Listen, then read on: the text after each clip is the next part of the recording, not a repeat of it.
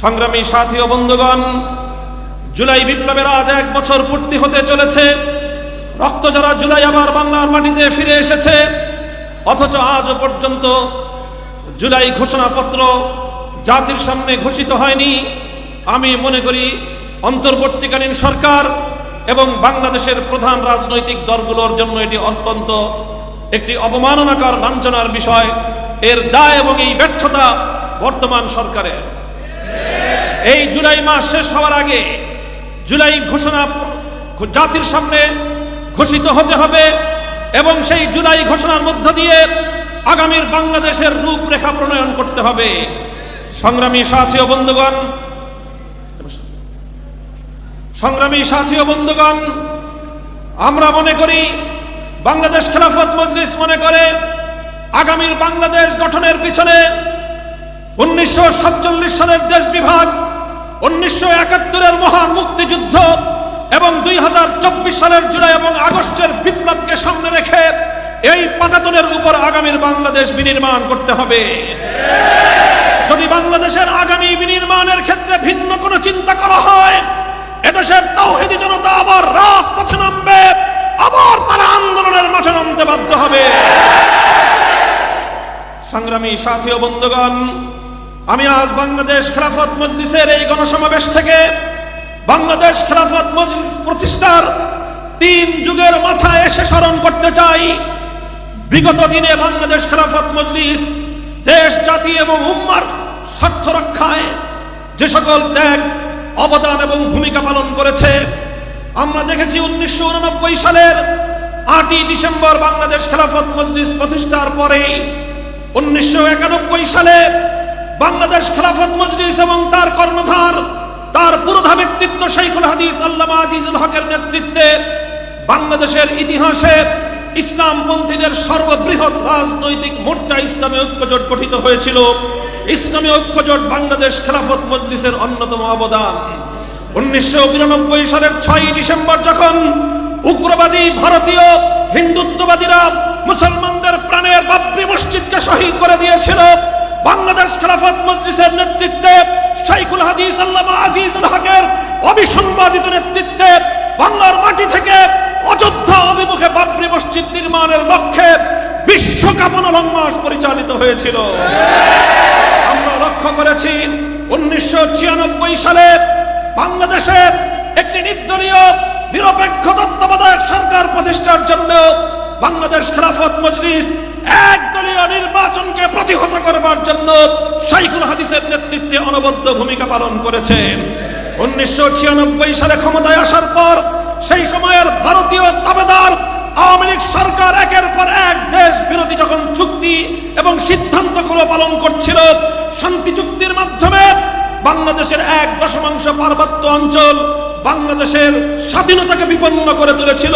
সেই পার্বত্য শান্তি চুক্তির নামে বাংলাদেশের স্বাধীনতা, বাংলাদেশের স্বার্থ পরিপন্থী সেই শান্তি চুক্তির বিরুদ্ধে বাংলাদেশ খেলাফত মজলিসের আমির শাইখুল হাদিস আল্লামা আজিজুল হক পার্বত্য চট্টগ্রাম অভিমুখে ঐতিহাসিক লং মার্চের ভূমিকা পালন করেছিলেন। ঠিক তেমনি ভাবে বসনিয়া হার্জেগোভিনাতে যখন সার্বিয়ানদের বর্বর নির্যাতন নেমে এসেছিল, শাইখুল হাদিসের নেতৃত্বে গোটা বাংলাদেশ থেকে মুজাহিদ সংগ্রহের অভিযান পালন করার মধ্য দিয়ে সেই বসনিয়ার নির্যাতিত মজলুম মুসলমানদের সাহায্যার্থে বাংলার এই প্রান্ত থেকে মুজাহিদ প্রেরণের কর্মসূচি তিনি ঘোষণা করেছিলেন। ঠিক তেমনি ভাবে যখন ভারত একতরফা ভাবে বাংলাদেশের সকল নদীর পানিগুলোকে প্রত্যাহার করে নেওয়ার স্বৈরাচারী মানবতা বিরোধী একটার পর একটা ভূমিকা পালন করে আসছিল, টিপাই মুখ অভিমুখে লং মার্চ করে বাংলাদেশের স্বার্থ রক্ষার ঐতিহাসিক ভূমিকা পালন করেছে বাংলাদেশ খেলাফত মজলিস। 2006 সালে বাংলাদেশের কওমি মাদ্রাসার রাষ্ট্রীয় সনদের স্বীকৃতির জন্য অশীতিপর শাইখুল হাদিস আল্লামা আজিজুল হক দিনের পর দিন রাজপথে অনশন করে অবস্থান করে বাংলাদেশের ধর্মীয় জনতার প্রাণের দাবি কওমি সনদের রাষ্ট্রীয় স্বীকৃতি বাস্তবায়নে অনবদ্য ভূমিকা পালন করেছেন। ইতিহাস বলে দেশ, জাতি এবং মিল্লাতের স্বার্থে বাংলাদেশ খেলাফত মজলিস সব সময় অগ্রণী ভূমিকা পালন করেছে। 2013 সালে শাপলা চত্বরে শাহাদাতের সেই রক্তবিধৌত সেই মসনদ তৈরি করবার ক্ষেত্রেও বাংলাদেশ খেলাফত মজলিসের নেতৃবৃন্দের ঐতিহাসিক ভূমিকা পালিত হয়েছে। 2013 সালের শাপলা চত্বরের মর্মন্তুদ রক্তস্নাত ঘটনার পর বাংলাদেশ খেলাফত মজলিসের নেতৃবৃন্দ কারাবরণ করেছে। 2021 সালে মোদী বিরোধী আন্দোলনে নেতৃত্বের ক্ষেত্রে অনন্য ভূমিকা পালন করেছে বাংলাদেশ খেলাফত মজলিস। অতঃপর 2021 সালে মানে সেই বাংলাদেশের ইতিহাসের জঘন্যতম ফ্যাসিবাদী স্বৈরাচারী জালিম শেখ হাসিনা সরকারের সবচেয়ে বেশি রোশানলে পড়েছে বাংলাদেশ খেলাফত মজলিস। বাংলাদেশ খেলাফত মজলিসের কেন্দ্রীয় সকল নেতৃবৃন্দকে মাসের পর মাস, বছরের পর বছর কারাগারে আবদ্ধ রেখে খেলাফত মজলিসকে ধ্বংস করবার পায়তারা চালিয়েছিল শেখ হাসিনা। আল্লাহর রহমতে বাংলাদেশ খেলাফত মজলিস এবং তার নেতৃত্বকে ধ্বংস করতে পারে নাই। শেখ হাসিনা তল্পিতল্পা নিয়ে বাংলাদেশ ছেড়ে পালিয়ে যেতে বাধ্য হয়েছে।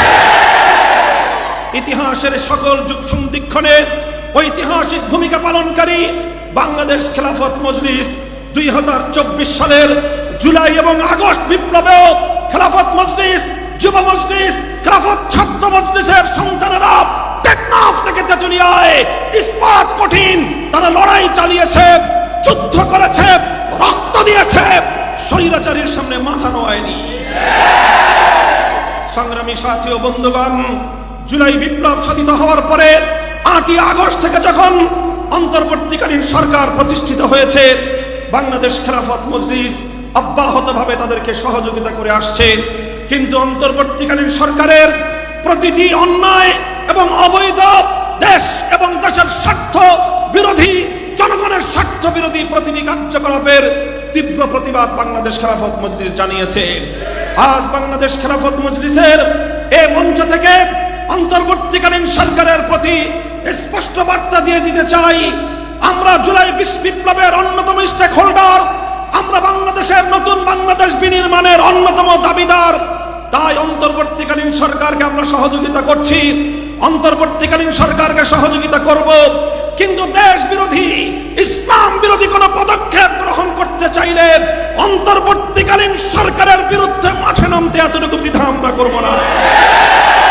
আমরা পরিষ্কার ভাষায় বলি, শারমিন মুর্শেদকে তাকে আপনারা নিয়ন্ত্রণ করুন। এদেশের ইসলামপন্থীদের বিরুদ্ধে তার এই কণ্ঠকে আপনারা স্তব্ধ করুন।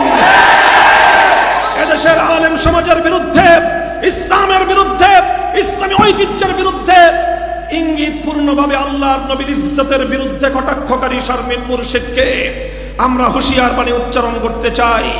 আমার নবীর ইজ্জতের দিকে তুমি যে কটাক্ষপূর্ণ আঙ্গুল তুলেছ, নবীর ইজ্জতের হেফাজতের জন্য সে আঙ্গুল আমরা ভেঙে ফেলতে প্রস্তুত রয়েছে।